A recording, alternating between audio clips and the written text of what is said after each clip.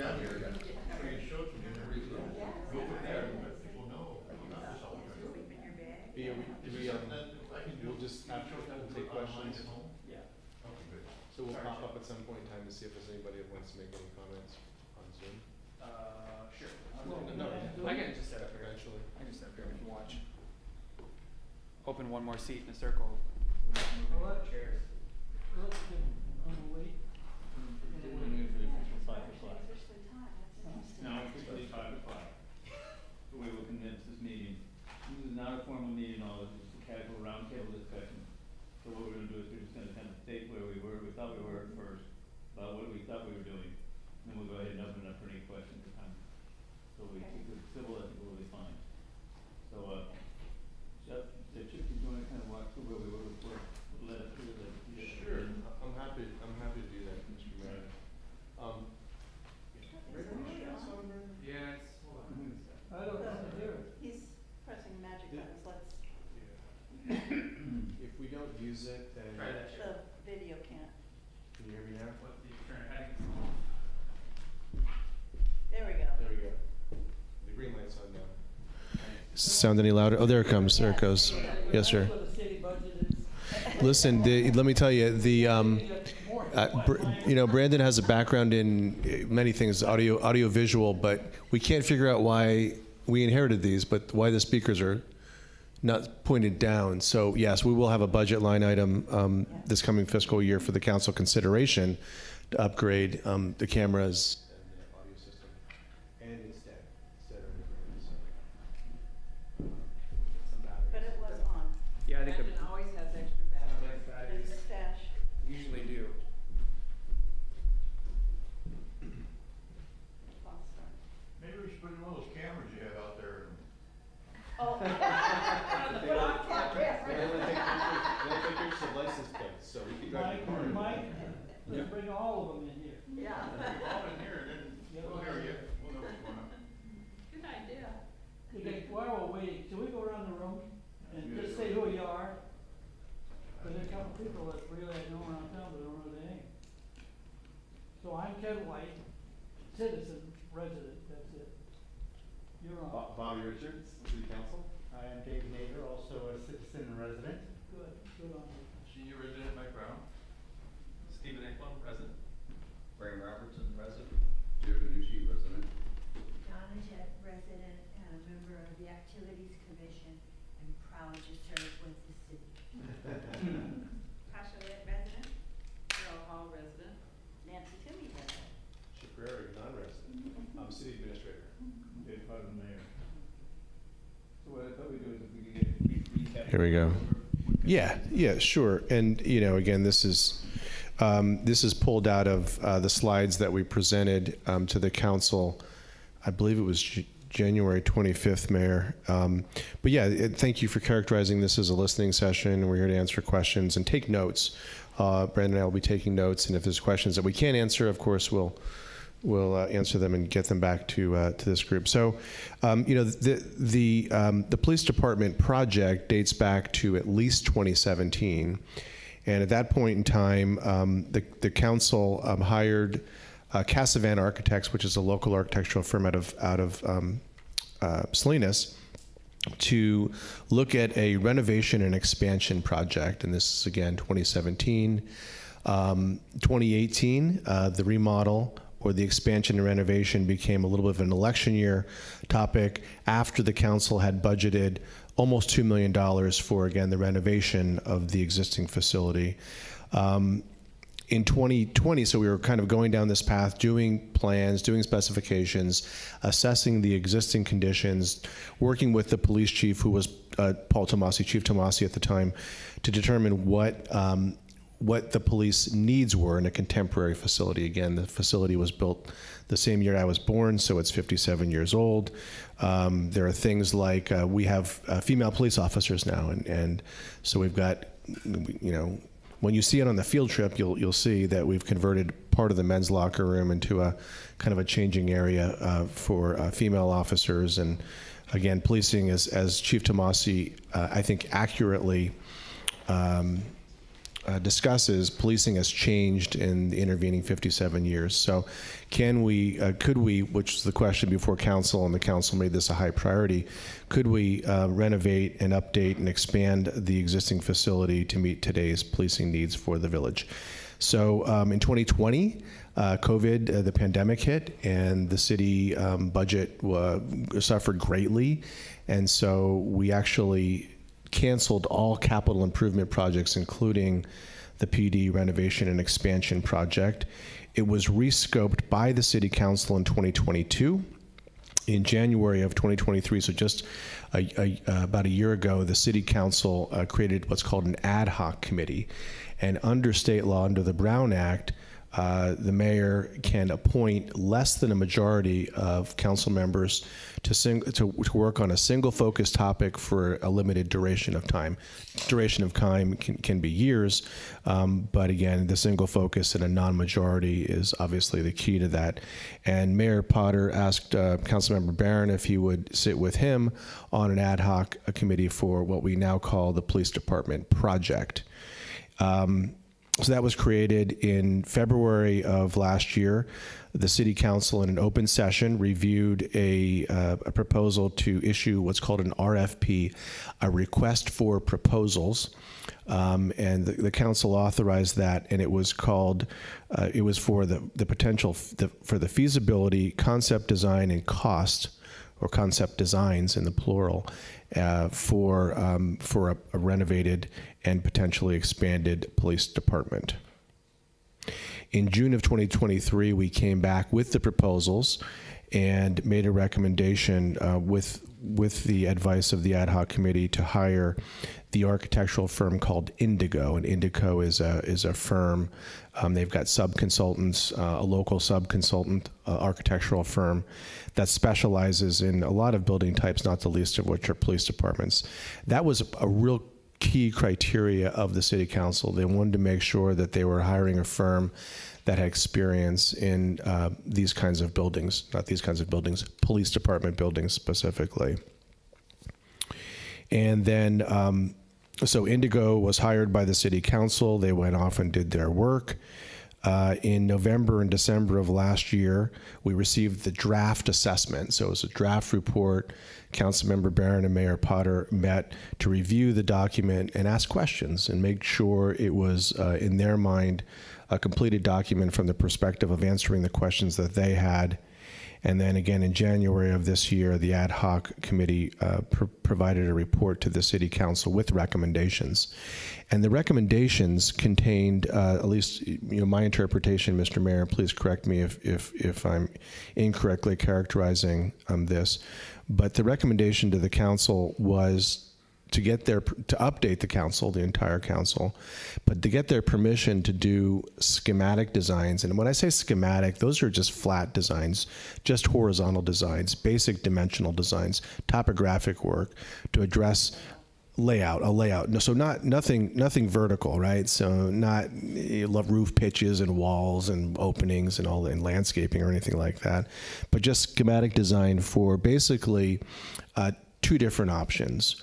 The first option, which has two parts. One would be to renovate the existing police department and expand it over the existing deck, which floats over the Public Works Department. Now, again, we're going to have a field trip to the police department in 3 weeks from this Friday, and we've got 25 people signed up so far. Brandon, is that about right? Yes, Chip. Thank you, Brent. Thank you, Brendan.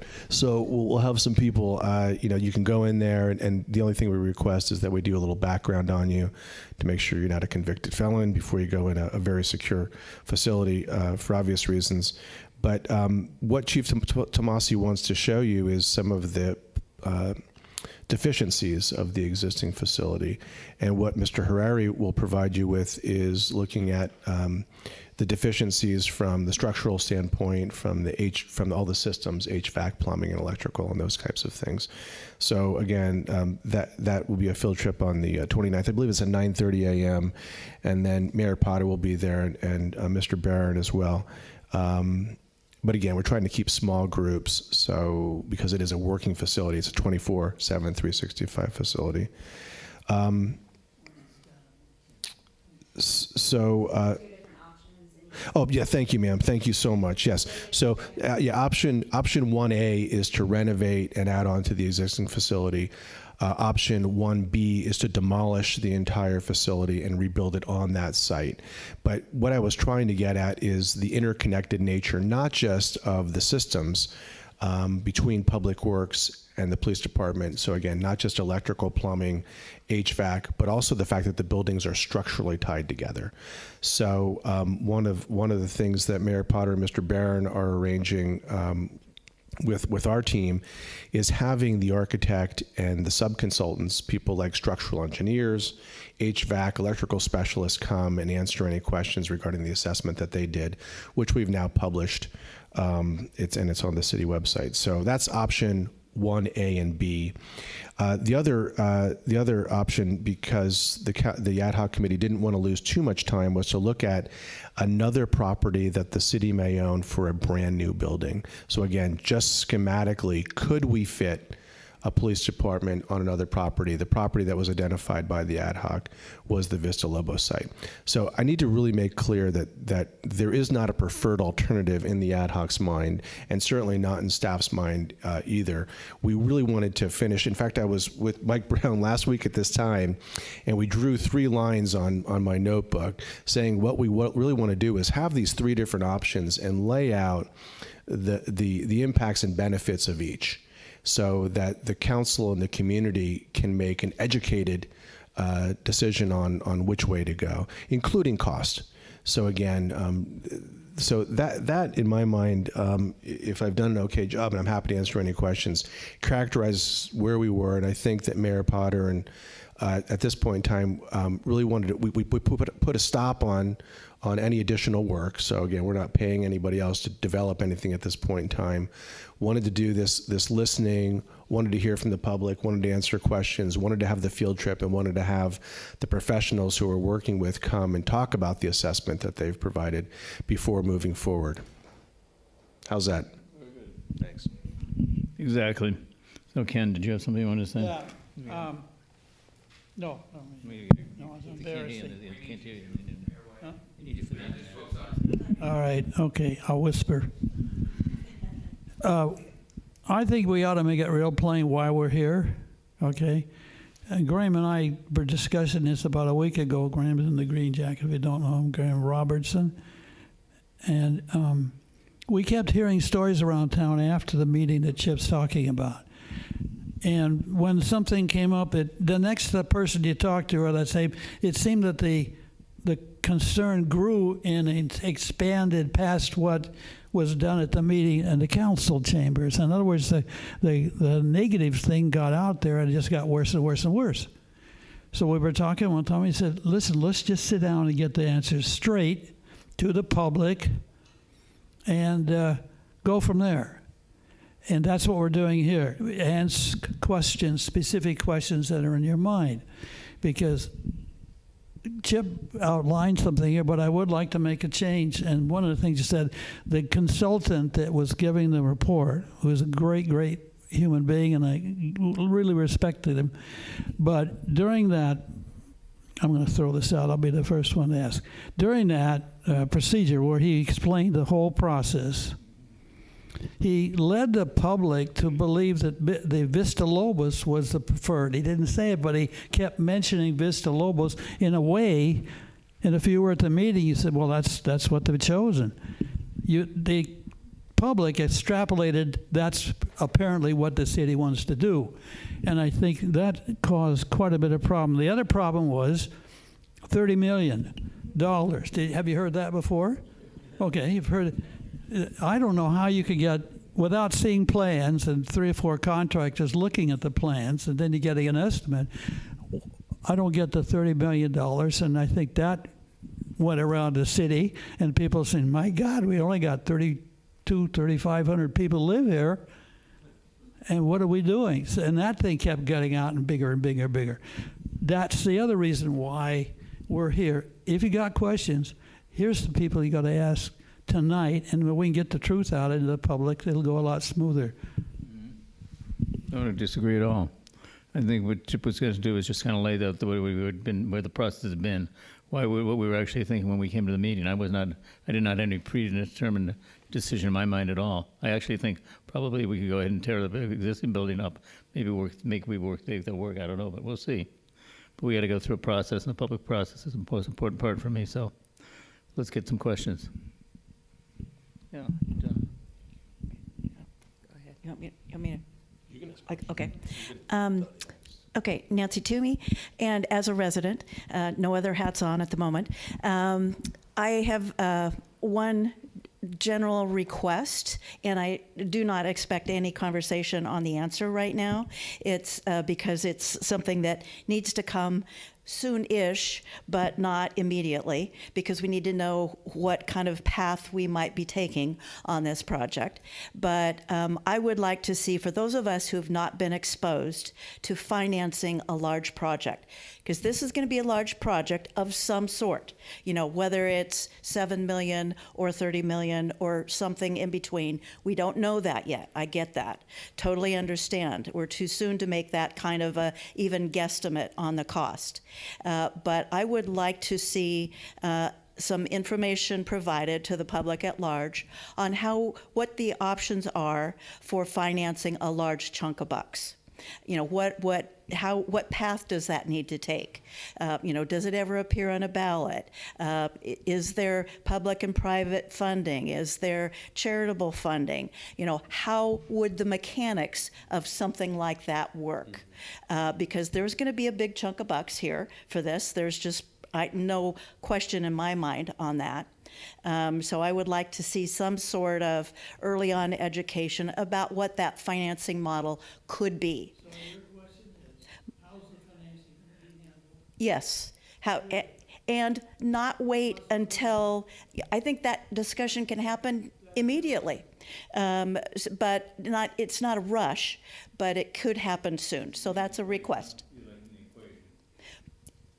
It's what are the mechanisms for doing financing in this large scope? Because I've not personally had any exposure to what that's like for a municipality. I don't know that process. Okay, so that's my one thing. Do we want? Yeah. So my other is more of a statement than it is a question. I have been a volunteer police person, a VIP, in my past life here. I would like to do it again. My plate's real full right now. But I've been inside behind closed doors at the police station. And to me, I don't think there's any question that a major effort, heavy lifting, is needed for that police station to bring it up to anything that I personally would deem acceptable. So I am a strong supporter personally of doing a major tear down, rebuild, and or new location, all TBD, based upon continuing information that I don't have yet, the community doesn't have yet. But I just wanted to express the fact that I personally support a major project because of knowing what it's like behind closed doors. And not everybody in this room right now agrees to that, and it's also too soon to understand if that's really the path that we should take. So I agree. Thank you, Nancy. I attended Chip's presentation, and I kind of disagree with Ken White. If you attended it, they laid everything out precisely. Most of us were there. I understood exactly what it said. I didn't jump to the conclusion of 30 million. I didn't jump to the conclusion of Vista Lobos. I jumped to what the options were. And the 30 million doesn't scare me as a resident. Santa Cruz is spending $200 million, if you saw that news, on a police station, a fire station, and a building. Approximately, because as Nancy says, we don't know. So don't be scared of the unknown. It's a figure we don't know. And when we do know, then we look at the financing. And I like what Nancy suggested is charitable, to have organizations pay for the flagpole. Have an organization pay for anything that would be something accessory. And I think that's like the Statue of Liberty. They gave dimes for the base of it. So I think some of that's all doable. And I don't think that we can be afraid of what they've told us. Feasibility studies, guys, you know what that means? Let's look at the options. I've been on those committees before. Let's not be afraid of any of them. What was your question on? The question actually is, I applied to go to the police department, and I don't know if I was accepted. Okay, I've been I was on the grand jury, I've been to prisons, I've been to Terminal Island, I've been to the jail in Salinas, and all of them have amazing, except for the federal prisons. Those are really nice. But the rest of them are not nice. And so I'm real happy that we're going to the police station. Let me jump in on that one, Chip. So we haven't actually done any of the background checks yet. So we're collecting all the applications. The police department's standing by. We're going to send over the first tranche here pretty soon, the 25 that Chip mentioned. So nobody's been selected or unselected yet. But yeah, if you have, like Chip said, if you're not a felon, it shouldn't be a problem. So.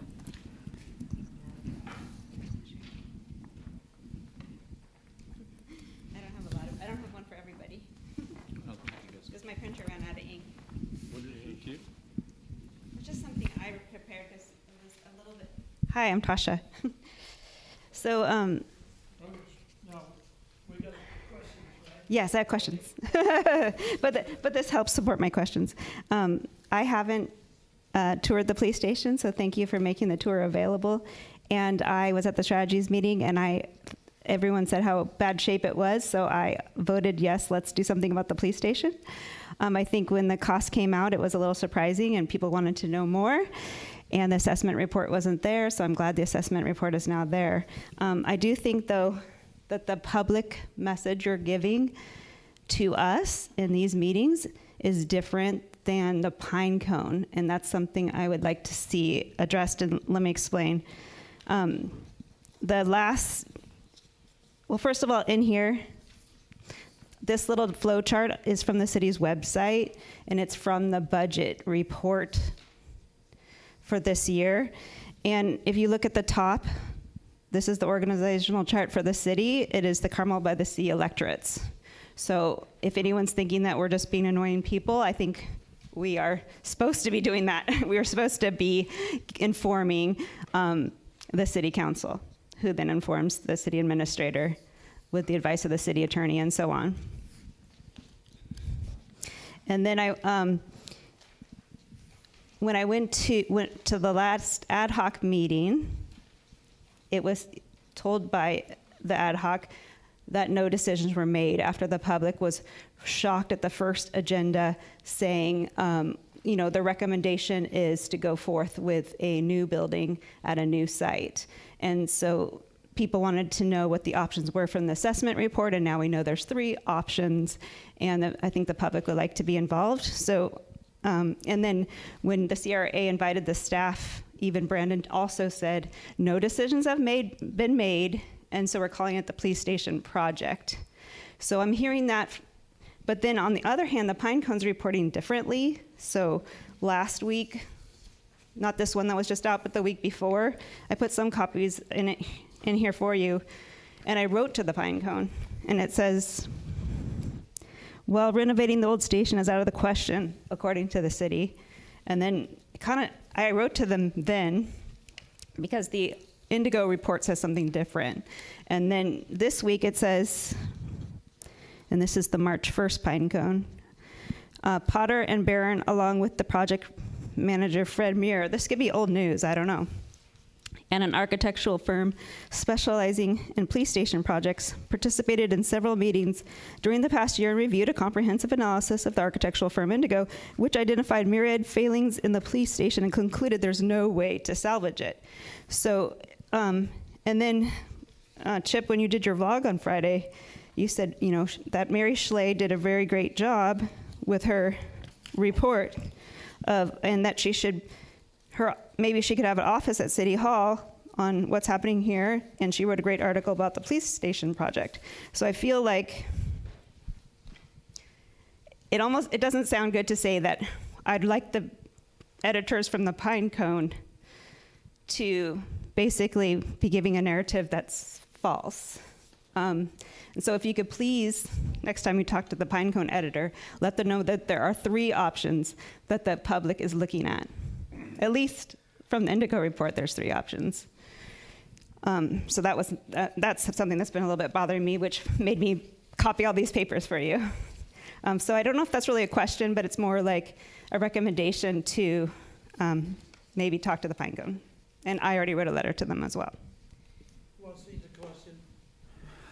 We have someone on Zoom that has raised their hand. If we want to go to the Zoom, perhaps, Mayor, what do you think about that? Go ahead. Okay. Brian Sowers, let me promote you here. Go ahead, Brian. I assume it's Brian Sowers. Go ahead and unmute yourself, Brian. Am I unmuted now? Yeah, we can hear you. Go ahead. Perfect. I had a question because going back in time a little bit, I was at a strategic meeting and I brought up the fact of a potential option to look at would be outsourcing our police department, much the way we outsource our fire department.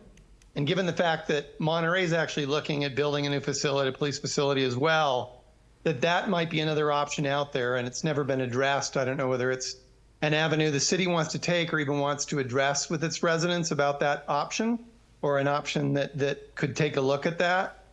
It's definitely a little bit out in left field, but it potentially could be an option given that we do that similar somewhat type of thing with our fire services and our ambulance services. So that was just something I had not seen addressed in any way, shape, or form. The other point I wanted to make is I was a little bit concerned about, we were going to do a tour of Salinas Police Department. That's a $65 million facility with 230 employees and a budget of over $62 million a year. And we're going there to try and get a sense of what would be good for Carmel. Seems a little challenging given we've got a small police department over in Pacific Grove that might be a good example of what you can do with a police department. Their police department building is not completely modern, but I think it's a newer building than say Monterey's is. And it was just a concern that I'm not sure Salinas PD is a good example of where we're heading given what we're trying to do. If we were going to spend $20 million, that would be 1/3 of a $65 million facility they built in Salinas for a 230 position staffing and a $63 million a year budget. I'm just not sure that's a relative comparable for where we're heading. So that was my points. Thank you. Thanks, Brian. Hi, Dave Nader. Just a quick question. Has city staff or city council had any preliminary discussion about possible approach to financing a project like this?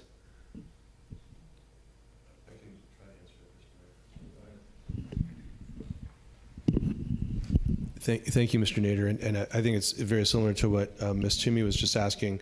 So, just bear with me for just a minute. So, the city, we don't have a lot of debt.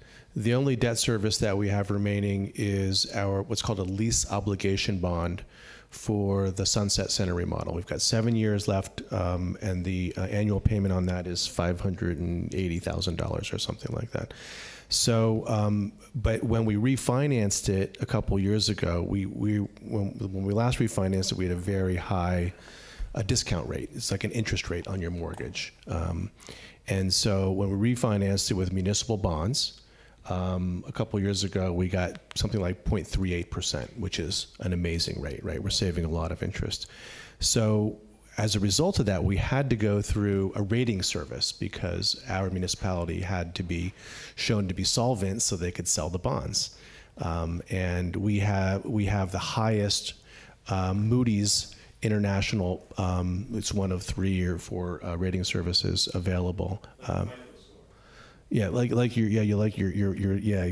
your score, and so so that sets the stage to answer your question. So what I did was, and so municipal bond rates right now are discount rates are about 4%. And so what I did in my little magic calculator, which is a normal calculator in my office, and I, Brandon, did I do 20 million or 30 million when you were sitting there that day? I don't want to misspeak. I did a calculation at a 4% discount rate. It's a very similar to a mortgage, which is a 30-year, 360 payments, and the debt service on that amount was $1.7 million. So, but again, one of the reasons that we didn't do the financial analysis at this point in time is because we didn't know what the project was. So, it's kind of, again, and Mr. Mayor, please correct me, when and if I'm wrong, but we wanted to get a scope for the project and then drill down to determine how much it would cost and then determine how we were going to pay for it, kind of in this order of operation. But I hope that answered your question, sir, but that's back of the envelope, please. Again, I've done no background, beyond that. But I was involved in the lease obligation refinancing and the original debt financing on Sunset 20 years ago. So I'm familiar with it to some degree. Yes, sir. Hey, Chip or Mayor, do we want to try to answer Mr. Sowers' questions? He did ask a couple of questions.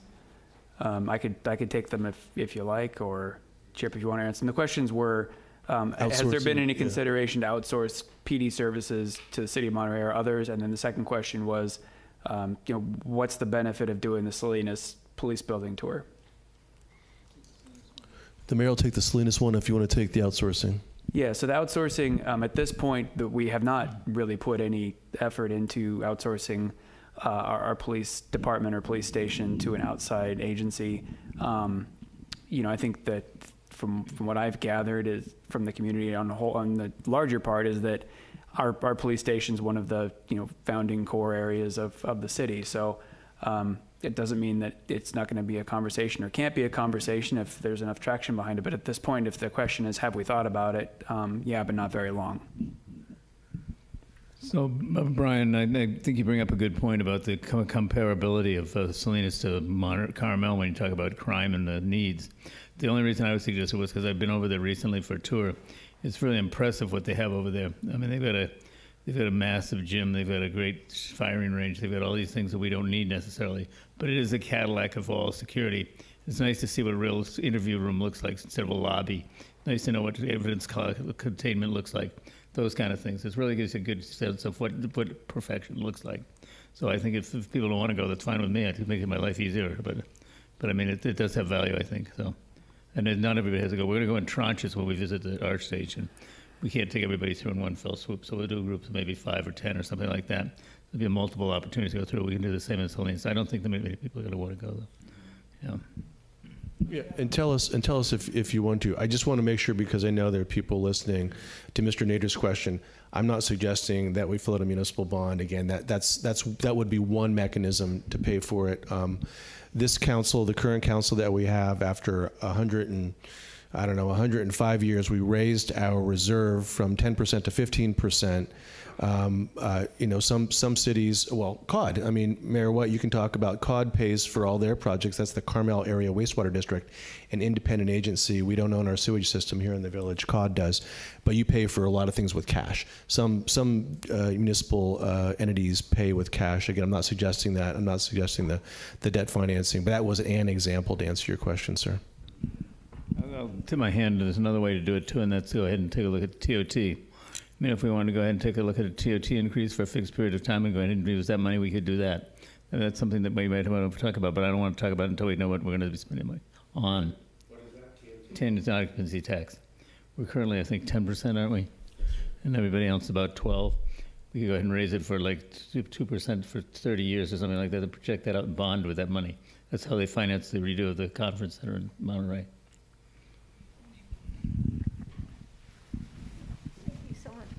Thank you. Hi, good afternoon. I'm Janie Moore, and I am a homeowner in the area that we're speaking of the police station. And as I said, another meeting, I'm all for whatever we have to do to help our police have a more comfortable, safe place to work all day and also hold prisoners, et cetera. So, but I just want to say that I think there are homeowners up there.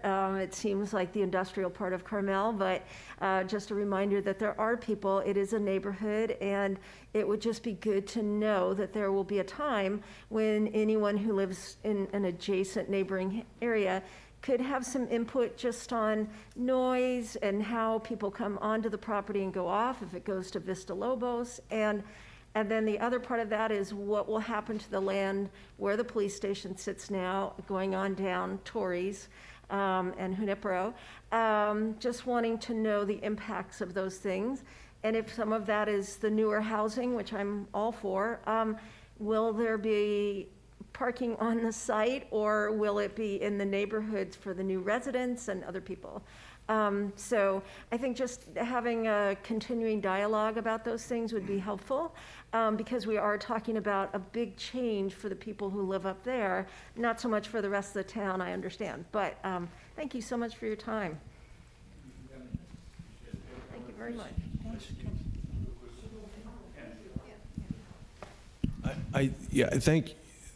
Thank you for that comment. It wasn't in question format, but I think that the way I want to answer it is you're hitting exactly at why we need to do additional studies, additional homework, getting additional information. The current police department, and again, maybe there's bad people watching, maybe there aren't, but our police vehicles aren't secure. So quite frankly, it'd be very easy for someone to park across our driveway and our police couldn't get out if there were, that's someone being really nefarious, and maybe I'm being overly dramatic, but, again, having somewhere for the police vehicles, not the private vehicles, the police vehicles to be in a secure area, which is an element of a contemporary police station. And again, Chief Tomasi will show you that on the field trip if you choose to go. Americans with Disabilities Act access. So again, how would we, if we remodeled the existing facility or demolished and rebuilt, how would we get ADA access? It's a requirement. Sprinkler systems, like the mayor said, making sure that where we store and process evidence, it's got adequate ventilation, which the current facility does. Just making sure we've got adequate ventilation for processing it, because there's horrible things on the streets everywhere now. So I think what my comment, back to your comment, ma'am, is that doing some more homework and doing some schematic design about how we would get into and out of the property, and how visitors and residents and guests and non-guests, people that don't want to be there, would get in and out of the facility, is something that I think the ad hoc was looking to get answers on. One of the things that I'm concerned with is what is it we really need in this community as a facility that's contemporary, will last for the next 40 years, but also meets the needs of this community. We're not a high crime area theoretically, but hopefully we don't have something that happens that's catastrophic. All we need is one nut to come in here, and then we're all going to say, what the hell were we thinking? Why didn't we make this place tougher? I think it's just a matter of what we're going to do as a community to make get what we want for the bang for the buck. And so, Chip, I think to add on to your comment, I don't need the microphone. Yes, You do, Graham. There's folks on Zoom. I think the add-on to your comment, Chip, is that the public is going to be involved in this process all the way through, Janie. So, and that's evident by this meeting today, other meetings that you've had, and so forth. So I think that's very encouraging, and that should be noted as well. Thank you. And I can also see it's an asset to the people up there, because now it sounds as though the holding cells for anyone who's brought in will be more secure. So I personally, the youth center and the police station have both been incredibly good neighbors. So I know that's going to continue. So thank you. Anybody else new? There you go. You're supposed to be answering the question. I was going to answer a question. You were going to ask one. He's going to give it to you to answer. Thank you. Just real briefly, we don't, the facilities that we have currently, we can't, I don't want to say store, Detain. Thank you, detainees, because again, there are standards by which we have to house people. But to talk about a deficiency is that, so we deliver people to Salinas and to the county sheriff's holding facilities, jail. It's jail. Let's just say it's jail. But we're transferring those detainees in an unsecure parking lot. So again, it's not ideal. So again, one of the things that we want to make sure that we fix in any of the scenarios, those 2 scenarios or the 3 scenarios, whatever you want to say, is making sure that again it's gated. So again, someone can't run away or hurt one of our officers or drive in, so it's a variety of things. So we don't keep prisoners, and we're not going to have, a permanent jail facility. So Monterey's got it out of the jailing business as well. They don't keep people that are transferred to the county jail.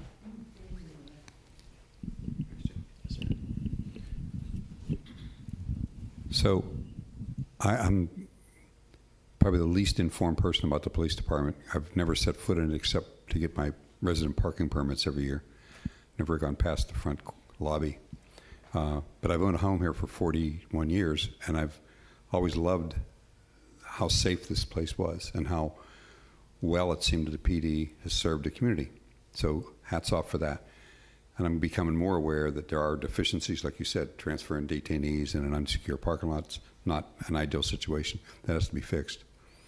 But, as a Pinecone reader, I came to the meeting because I did think the die was already cast and you were going off to a new site and you were going to spend $30 million or more. And I'd strongly recommend against figuring out how to finance it before you figure out what you need. I would put it's like you walk into a car dealer and say, we can put you in the top of the line. We've got 0% finance. Okay, sure. Let's figure out what we really absolutely have to have. And there was a letter in the Pinecone last week, the infamous March 1st issue, and a guy, I think it was the last letter back on page 40, and it was, wait a minute, why don't we just fix the things that are wrong with the existing building? And that may be overly simplistic, it probably is. But I think the fact that Salinas has a $60 million whatever, and I lived in Saratoga for 40 years. Saratoga outsourced its policing to the county sheriff, Santa Clara County. That worked fine, still does. I'm not saying we should do that. It seems like we have a core asset that serves with pride, serves well. I hate the all black police cars, by the way. They look kind of evil. Our police cars ought to be powder blue or something, or marine green. But I really appreciate the opportunity to take input, and I'm much less anxious about what might be afoot, because it seems like there's listening going on. And I think if that's what's happening, if you get the people behind this, it should go well. And I'm sure there'll be serious deliberation about what the options are. Thank you. So one of the things about the sheriff's department is they only have one sheriff here dedicated to the 5th District, 2 during the day, 1 at night. That the 5th District goes all the way down to Big Sur and all the way out to Carmel Valley, all the way over to the Salinas River. They really are on demand. So, and that's been a case forever, for a rather long time. But so I would think that we would want to keep the facility with our own officers so they know the demographics, they understand our nature. To cycle somebody through from another jurisdiction would be a mistake, I think. That's just my personal opinion. But I think we're probably better off keeping it local, and I think a lot of heads going north-south on that. I got a solution for you. We need to go back to the police uniform we had, which are brown pants, brown shirt, and a green jacket, kind of an Eisenhower jacket, and a green hat. That was our tradition. Everybody else was blue or whatever the colors were. I need to apologize to Donna. I didn't do a very good job explaining. The only people that tell me that I'm wrong is, in my lifetime, has been my wife and my children. But what I was trying to say, Donna, is these are things we've picked up on the street, and every time you talk to those 2 issues, it got more stronger and stronger language. The cost and Vista Lobos. And some of the public felt that the consultant had moved or insinuated the staff was moving us towards Vista Lobos as a choice. I wasn't giving my opinion. It was why we're meeting here, is that yeah. Matter of fact, there's some people here that aren't here tonight that are the most loud complainers. Okay, any others? So here we go. It's not a question, it's an observation and continuation of what Ken said. I think the biggest problem we've got quite frankly, has been said by others. And that is the communication within the community visited very strongly by the Carmel Pine Cone. And the Pine Cone has, on 2 occasions, created a real problem in the community because it has not projected or discussed the truth of what's really happened. I mean, we've seen 2 articles, and they are not reflective at all of what has happened in this room. And so I think the person who suggested this, I think it was Tasha, there's some real serious work needs to be done with the Pine Cone on this issue, or you're going to have unending problems. It's not possible for everyone to come to the meetings, and people depend upon what's on our computer here for information, and depend upon the Pine Cone. And if the Pine Cone is not giving the straight scoop, well then, we're never going to get ahead of the curve. So Chip, I think you and the mayor need to, do some work on that score, and explain to them, maybe what to do is, you were talking about making columns about what are the pros and what are the cons and what, possibilities, things like that. Buy some space in the paper if that's all we can get, and spell it out for the public very, very clearly, just like you would do in a business, because we are a business. We're a business of providing services. That's what this whole thing is about. And then people will get a clearer idea, and they'll be very thrilled that the city cared enough to spend the money to put it in the newspaper. I think that's part of what, we are not controlling our message, and we need to control our message if we want the community to be supportive of what we're doing. And I think you're trying to do the right thing.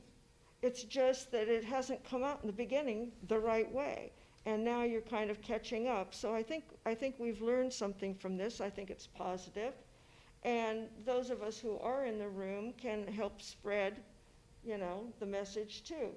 So I'm really glad that you did this, Mayor, and that this meeting. And I think maybe we need to do along the way a couple more meetings so that you can embellish as you go on in this process. You can embellish what's going on in a factual way, and not depend upon other people to set out your goals and your objectives for this particular project.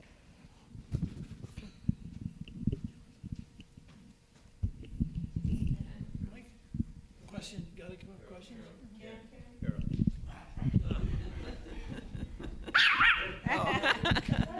Yes. Carol Hall. You may not be surprised, I'm concerned about the look of the building, because I'm always into maintaining Carmel's charm and village character. And this is way down the line, I realize, but I think it's important to mention right now. I had heard from someone that the last time we tried to do this, it was stopped when they wanted to put a large wall right against the sidewalk, and people weren't going for that. No shrubbery, no trees. And I think that it's important that we keep that in mind. And when I questioned Indigo about them hiring or using a consultant that was a very modern architect, they said, well, don't worry, it's just for the design. That's exactly what I was worried about. So I want to put that out there for us to consider how we can make this look like a Carmel Police Department as opposed to anywhere industrial commercial building. Thank you. Oh, sorry, I got stuck with me. Yeah, I think, again, I think that Ms. Billig talked about, process and communication. And I think the reason that the mayor wanted to do this was so that we could slow it down a little bit. But the fact is, we still don't have anything answers. Can't answer Mr. Nader's question, Ms. Toomey's question about financing, because I don't know how much it's going to cost. And again, the council needs to put their fingerprints on that and choose those preferred alternatives. But we'll do a better job at, when and if we get the council's approval to do the schematics and come up with a cost per square foot, and the council has embraced the needs of a current police station of Chief Tomasi and his staff, I think we're going to get a better sense for things. And again, it's kind of like coming down two roads. It's like, what are those two streets in Monterey? Calle Principal and Alvarado. They come to a point at the end. So I'm hoping that we get to the gore of the spear, and we get to the end, and we have all the answers so that the community can make an educated recommendations and comments to the council, and the council can make an informed decision. So I want to clarify one more time on this financing thing. I'm not saying that I expect us to plan out the financing for this project yet. All I am saying is I'm looking for just general information on how a municipality goes about financing a chunk of money. Let's say it's something over $5 million. What are the steps to do? What are the options to do? No number specified, but it's going to be a chunk of change. What are those options? How does that work? What are the timelines to go about achieving financing? So I don't think this needs to wait. I'm just looking for some education on what those options are, so when it comes down to a specified amount, or maybe two different specified amounts, that we're not surprised by the process or the cost or any of those things. So I'm looking for that now, not before we have a specified plan or even two plans for us to move forward on. Thank you. So what you want is the exact financing amount. No. I'm joking. So the interest rate, the number of payments, the debt service, got it. Okay. No, I get. No, that was really helpful, because again, yeah, we can talk about what other jurisdictions have done. I talked about the lease obligation bond, which is a financing tool. Well, no, we wouldn't be leasing. So that we have a lease with someone for Sunset Center. So that might not be the mechanism. But yes, ma'am. Thank you so much. Thank you. That's good. And we can do kind of. What the options are. We can actually, I don't even know how Salinas paid for theirs, quite frankly, but that would be an option. But I see what you're saying, a matrix of financing options for these kinds of buildings. Got it. Yeah, we'll write a little white paper or something.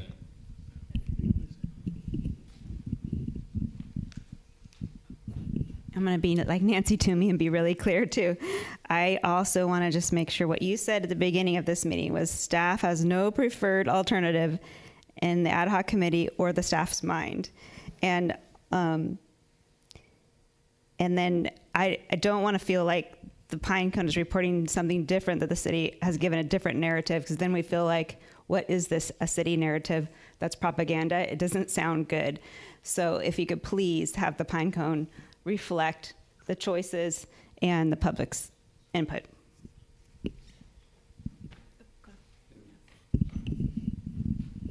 Couldn't agree more. I just wonder if instead of buying space in the Pine Cone, what's the track record of getting mayor's letter to the editor published in the Pine Cone? Because I think, Mayor White, you're right. I think there is a lot of dust. There is in my neighborhood about this, and misperceptions and misconceptions and so on. And why not just tell it straight out and say, this is what's actually happened. This is how what's that? I recommend you do one now. Good job. It couldn't hurt. Since we're in a clarification mode, when I was talking about explaining to the public, what I'm trying to say is I think that what Nancy was talking about, that is one detail that is extremely important.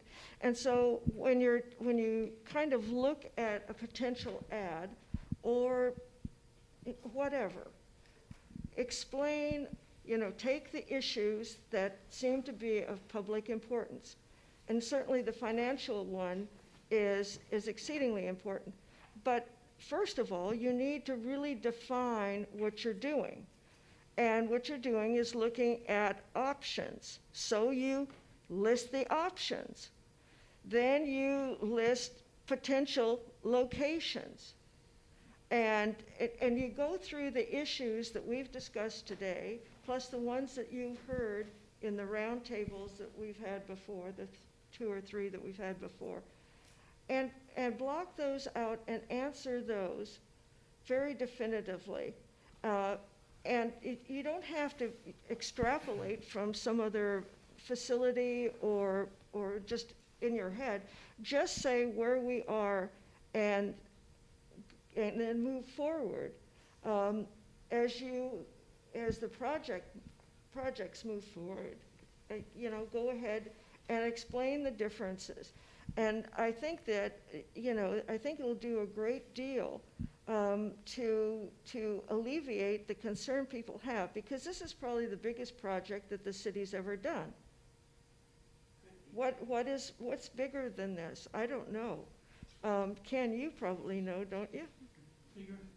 Bigger and more expensive. Sunset Center. Yeah, well, Sunset, no, this is Excuse me. Thank you so much, Mayor White. And thank you for having this forum and allowing people to speak. I so appreciate that. What are the chances of having perhaps a wealthy person in town actually build the building and then we pay them off slowly? We own the land. We have it built into the deed that they could not repossess it, because I know we need the police station. But I'm just wondering if that would help the city at all. I don't know. Anybody else? Yeah, can I say something? So it's funny, this morning when I woke up, there was something on Facebook, and this guy has 3,100 followers. And he said, the police station is going away. Here's a picture of what it looks like, or something. And 3,000 people follow this guy. And then one of the comments was Phil Nash. He's like, "Oh, I painted the police on the lights." Like, people really think that it's the check is signed and it's going away.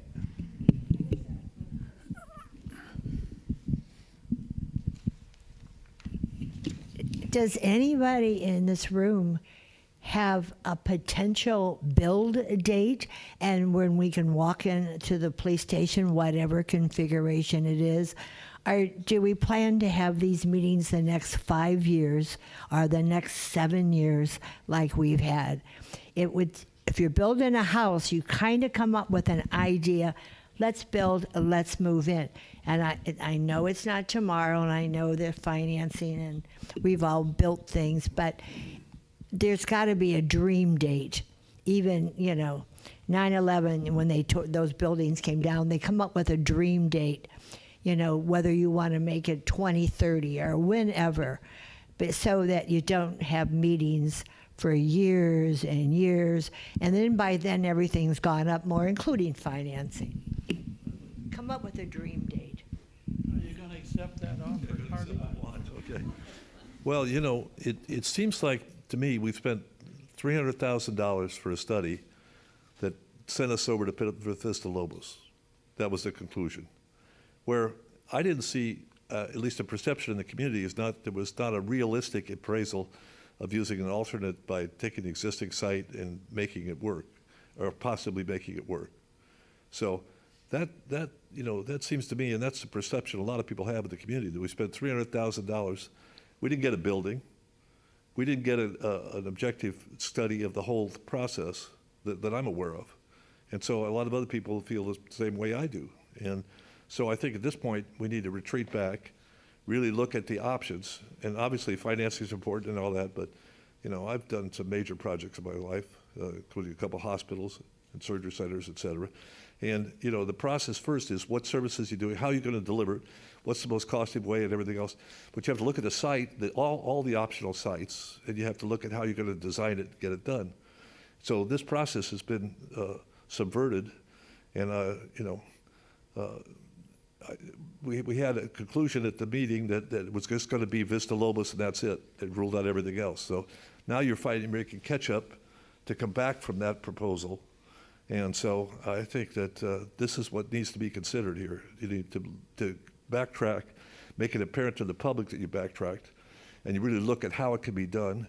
And why did we spend $300,000 and we didn't really get, in my mind, an objective examination of how exactly you would take the alternate site, alternate options within the existing site and different things. So apparently that's, to my mind, not been done. Maybe it has been done, but it has been clarified for the public, that's for sure. So that's my take anyway.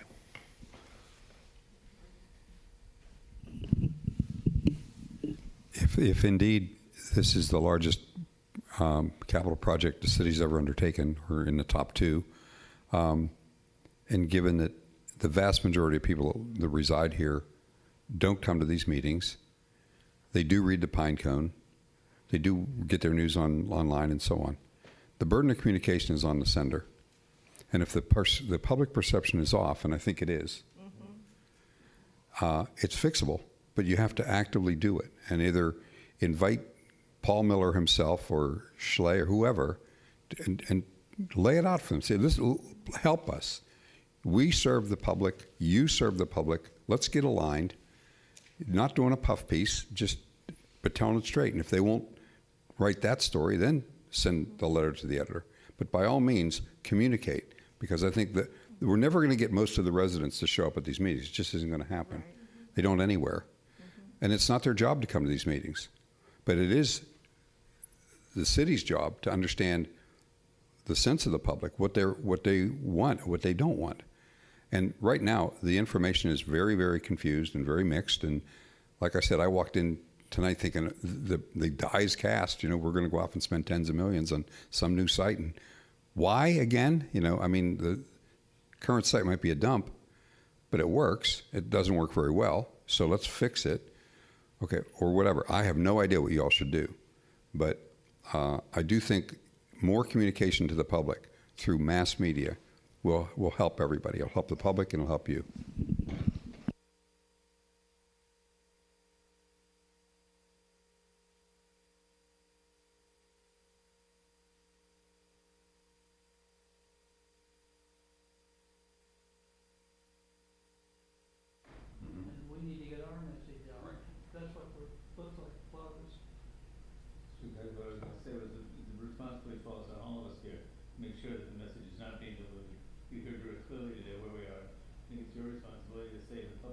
You're misinformed. These guys want to go ahead and they want to include you, want to be part of the solution, but you got to work together. And for some reason we've fallen apart in the community. It's disappointing for me as a policy person. Can I just say about my question here? Can I just follow the rules here? I say I think Chip and Brad have gotten a lot of questions here. Wait.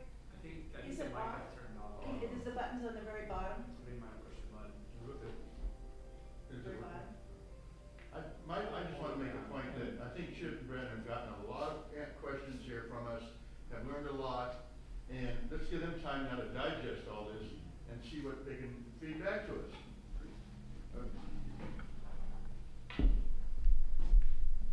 Can't afford a microphone.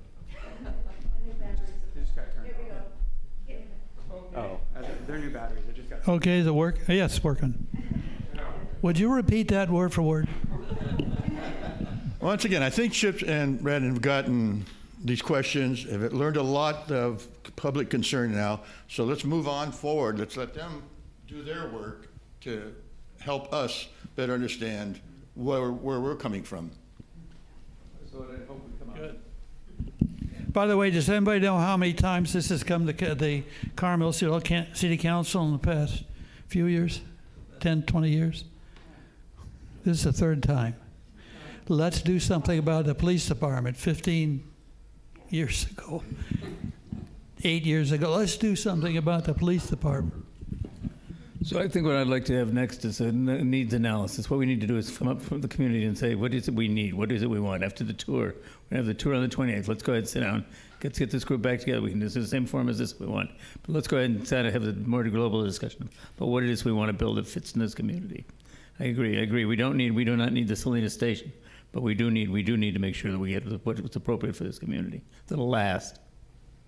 Yeah, and Ms. Toomey, real quickly, she suggested that you had a public comment last night about creating, that the chief create, again, any other retired police chief or living chief that wants to come and help us, that lives in the village, we'd love the input. But I think your suggestion last night, I think it was last night or maybe Monday night, was a real good one. Or last week, last month, whenever, was for the chief when we do the field trip to show the deficiencies. So it's kind of like a checklist scavenger hunt or something in the PD. And then again, when you go to the Salinas PD, there's going to be a whole lot of things that are not applicable. There are things that we really don't need. So I think that was a real good tool, and I know Paul's working on that now, Ms. Jimmy. Yeah, that was a checklist for things that people should be looking at and paying attention to as they're going through the tour. And yes, that's an excellent, I think, addition for the people actually doing that walkthrough.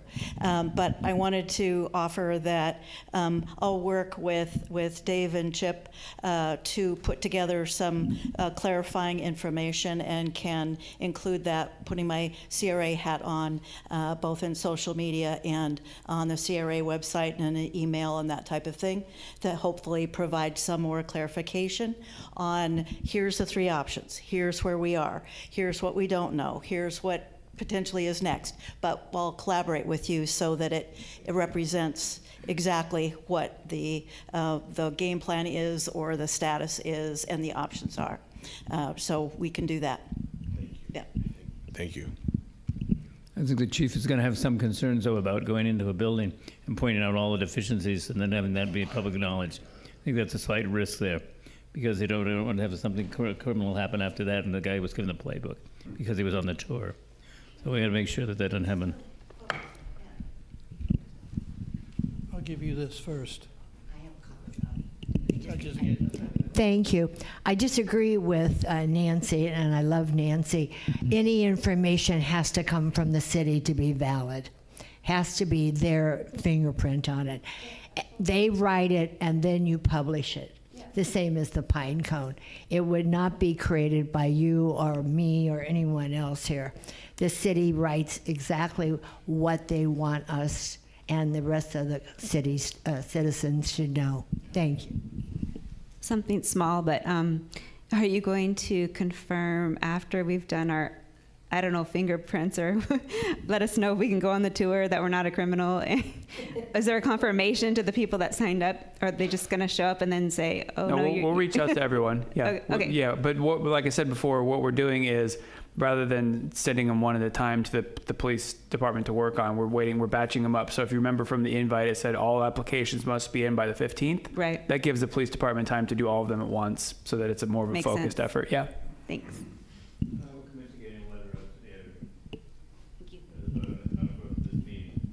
Yeah, that's what I heard from Nancy. He was going to work with Chip on the messages. Okay. Well, it's getting to be toddy time at home. I would like to say one thing. I've worked with every mayor since Gunnar Norberg and the council. That's 1960, except one mayor. And the thing I've learned through all those years is this city thrives on a group of people that want to keep Carmel special, period. And you see what happens when an issue comes up. That group of people, and some of the same faces on every issue, they get up and they give, in front of council, very erudite, well thought out presentations. And I think that's what makes this city work. So we've got watchdogs out there in every neighborhood. And I'm thankful, and I know that you guys are too, that there are alert public. This is an alert public here, okay? And we are lucky that we have that kind of thing. You guys have been to other council meetings in other cities, and I have to tell you, you got to be very impressed with what happens at ours. We tend to be drifting, however, away from the very good presentations at council by some people. And I think that's an issue we're going to have to, this has nothing to do with the police department. We're going to have to solve that somehow. The behavior of some of our speakers are way different than what this city's used to. Embarrassing. A PR fiasco. Anybody who wants to buy a house or visit, if that goes on TikTok or anywhere out there, it was appalling. Well, we have to be confronted by that. We meaning all of us, but the council and the staff. And I apologize if some of the things I said about staff, excuse the language, pissed me off. I just could not believe they're taking on a staff who's trying to make this a better place, just like the council.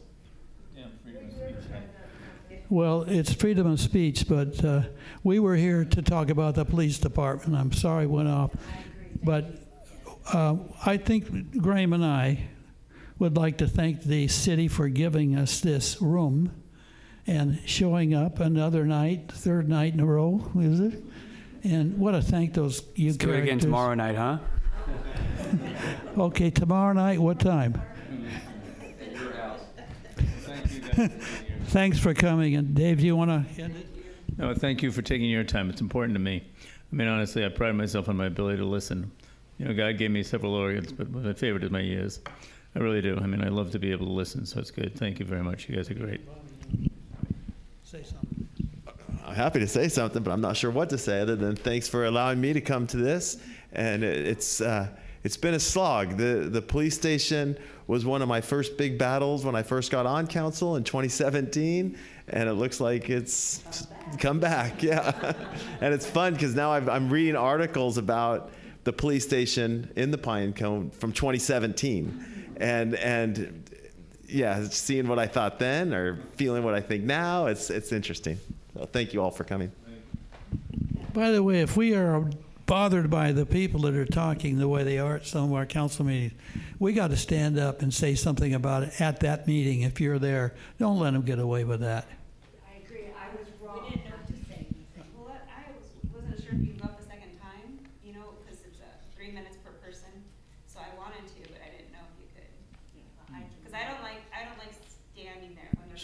So you're saying you've talked on something 3 minutes, and then this situation happens. Yeah. Will the mayor let you get another 3 minutes to, huh? You can't. No, because if I do that, then I've opened up the floor to everybody. It's like letting somebody go to 4 minutes. The next person do. Exactly. So just keep somebody in the weeds. Keep somebody in the background waiting in case it happens. Yeah. Okay. Or just give us a smile, and then it makes us feel better up there. Thanks for coming, guys. I did not get dressed up especially for something. No, I'm sorry I took your job. You did a great job. You're hired. Permanent.